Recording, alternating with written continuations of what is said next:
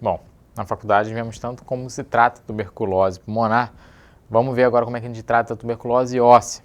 Bom, ela se baseia em 4 pilares do tratamento. A primeira é a infecção. Nós temos uma infecção vigente que precisa ser combatida. Aquela bactéria, ela provavelmente não vai ficar lá ilesa ao resto da vida. Ela vai causar sintomas, vai causar danos ao paciente. Então, o principal pilar do tratamento é tratar de fato uma infecção. Outro ponto que nós temos que pensar é que essa infecção ela não é só uma infecção. Ela vai causar deformidade, ela vai destruir o osso, ela vai destruir a articulação. Então ela pode causar deformidade. Então um outro ponto que a gente tem que abordar é sempre evitar que haja deformidades ósseas ou articulares. O terceiro ponto é manter a mobilidade daquela articulação ou daquele osso para que seja possível o uso correto. Né? Não adianta você tratar a infecção, mas o osso ficar completamente destruído e o paciente ter uma morbidade muito grande. E por último, é importante retirar a dor do paciente. E nós temos que tratar a infecção? Sim. Temos que tratar a deformidade? Também. Manter aquela região móvel? Também. Mas também aquele paciente não pode sentir dor. Tem que tentar diminuir a dor dele ao máximo. Imagina quão ruim seria se nós tivéssemos dor o tempo inteiro. Bom, e o tratamento ele é dividido de duas formas, dois lados diferentes, que não necessariamente são excludentes, não. O primeiro deles é a forma conservadora, que nós vamos dar medicação, vamos fazer repouso, vamos manter a região em posição funcional. E a outra forma é o tratamento cirúrgico. O tratamento cirúrgico que ele em si é bem mais raro do que o tratamento clínico. O tratamento clínico nós utilizamos mais ou menos em 90% das vezes.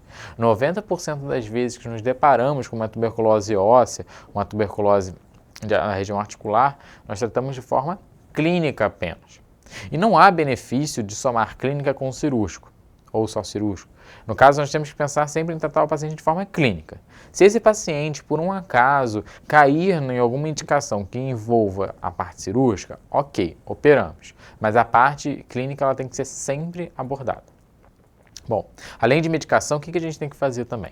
A gente tem que manter esse paciente numa posição funcional. Aquele membro ele não pode estar numa posição em que é completamente desconfortável. Por exemplo, manter um joelho do paciente completamente fletido. Essa posição não é uma posição funcional. Então, se aquela infecção, por um acaso, causar uma anquilose no local, afetar aquela região, se ele estiver completamente fletido, mantido completamente fletido, ele não vai ter função nenhuma, o paciente não tem como andar com o joelho dobrado. Agora, nós temos que, por exemplo, se tiver infecção no joelho, manter o joelho bem reto, porque com isso, pelo menos, o paciente consegue caminhar, como se mantém numa posição funcional. Por mais que depois, ao fim do tratamento, aquela articulação esteja muito afetada, pelo menos ela se mantenha em posição funcional, se mantenha útil de alguma forma. E com relação às medicações, o que a gente usa? Bom, primeiro, os dois primeiros remédios que são mais importantes, a rifampicina e a isoniazida. Eles são os mais importantes no tratamento de uma tuberculose e eles são os dois primeiros que vocês têm que lembrar. Depois vem a pirazinamida, começa a complicar um pouquinho mais o nome. E por último, o etambutol. Então é o esquema clássico, é o RIP. E por quanto tempo que eu faço isso? Por 6 a 20 meses, sendo que nos 2 primeiros meses eu faço o RIP normal. Depois fica só a rifampicina e a isoniazida por indefinido, né? Até os 20 meses mais ou menos. Mas isso tem que ser acompanhado com o infectologista para ver por quanto tempo vai se manter. Então por isso que é importante ter uma cultura também da bactéria quando ela causa infecção. Porque se essa bactéria for resistente à rifampicina, olha o quantos problemas teríamos. Teríamos que trocar completamente o esquema. A rifampicina e a isoniazida são os medicamentos que vão se permanecer o tempo inteiro no tratamento. Então nós temos que estar atento também a tentar colher culturas e tentar isolar essa bactéria e fazer o teste de sensibilidade assim que possível. Com relação aos métodos cirúrgicos, vamos pensar da forma menos invasiva para a forma mais invasiva. Bom, primeiro nós temos uma articulação que nós temos que abrir, né? Fazer uma artrotomia. Depois, nós podemos fazer uma curetagem óssea, que é retirar, meio que raspar o osso e retirar aquela lesão ali raspando. Então, depois podemos, por exemplo, se tiver um abscesso, deixar um dreno, fazer uma drenagem daquele abscesso. Né? Além de lavar a cavidade, eu boto um dreno e deixo aquele dreno drenando a cavidade, retirando a região de pus e tirando aquelas bactérias no local.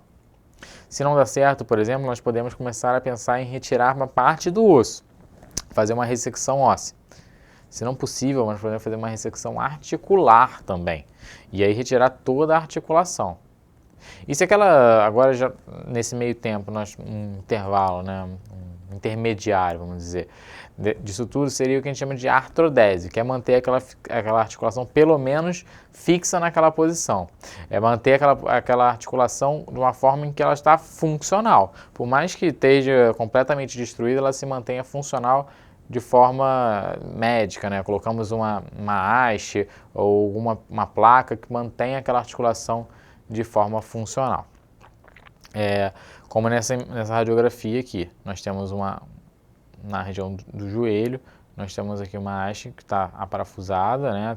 Existe a fixação e, consequentemente, o paciente não vai conseguir dobrar o joelho, mas, consequentemente, ele vai se manter podendo andar, por exemplo, né? Vai poder manter uma mobilidade mínima e que a morbidade se torne menor. Outro ponto possível é deixar os drenos. Como eu falei, quando a gente drena uma região que tem abscesso, a gente pode deixar drenos no local que ele vai manter aquela cavidade, aquela região mais limpa, com um foco de infecção menor.